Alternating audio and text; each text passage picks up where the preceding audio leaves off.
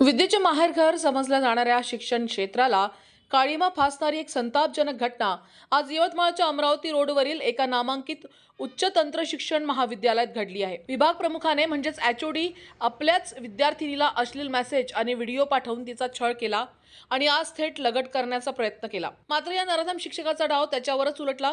संतप्त विद्यार्थिनींनी या विकृत प्राध्यापकाला त्याच्याच कॅबिनमध्ये घुसून चांगलाच चोप दिला आहे।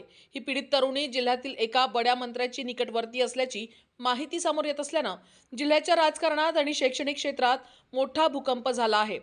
मिळालेल्या माहितीनुसार अमरावती रोडवर असलेल्या या तंत्र शिक्षण महाविद्यालयातील केमिकल डिपार्टमेंटचा एचओडी गेल्या काही दिवसांपासून एका विद्यार्थिनीला वैयक्तिक मोबाईलवर अश्लील मेसेज आणि आक्षेपार्ह व्हिडिओ पाठवून मानसिक त्रास देत होता। सुरुवातीला बदनामीच्या भीतीनं पीडितेनं याकडे दुर्लक्ष केले, मात्र या शिक्षकाची हिंमत दिवसागणिक वाढतच गेली। आज 2 फेब्रुवारी 2026 रोजी दुपारी या नराधम एचओडीने सर्व मर्यादा ओलांडत पीडित विद्यार्थिनीशी तिच्या संमतीशिवाय लगट करण्याचा आणि विनयभंग करण्याचा प्रयत्न केला। ही बाब महाविद्यालयातील इतर विद्यार्थ्यांच्या लक्षात येताच त्यांनी पीडितेची विचारपूस केली। यावेळी पीडितेने डोळ्यात पाणी आणून आपल्या मोबाईलमधील ते सर्व अश्लील मेसेज आणि व्हिडिओ पुराव्यासहित विद्यार्थ्यांना दाखवले। आपल्याच मैत्रिणीसोबत झालेला हा नीच प्रकार पाहून विद्यार्थ्यांचा संताप अनावर झाला। विद्यार्थी आणि विद्यार्थिनीचा एक मोठा गट तातडीने संबंधित एचओडीच्या कॅबिनमध्ये घुसला।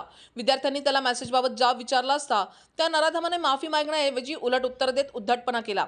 यामुळे संतापलेल्या विद्यार्थ्यांनी कायद्याची वाट न पाहता ऑन द स्पॉट न्याय करत त्या विकृत प्राध्यापकाला लाथाबुक्क्यांनी आणि चपलेने तुडवले।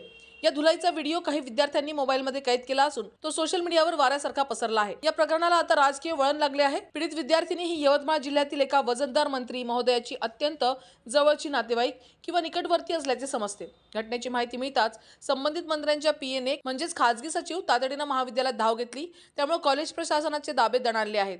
सत्तेत असलेल्या मंत्र्यांच्या घरातच हात टाकण्याची हिंमत या शिक्षकाने केल्यामुळे आता पोलीस प्रशासनही प्रचंड ऍक्शन मोडमध्ये आलं आहे। घटनेची गांभीर्य ओळखून लोहारा पोलीस ठाण्याचे पथक तातडीने घटनास्थळी दाखल झाले।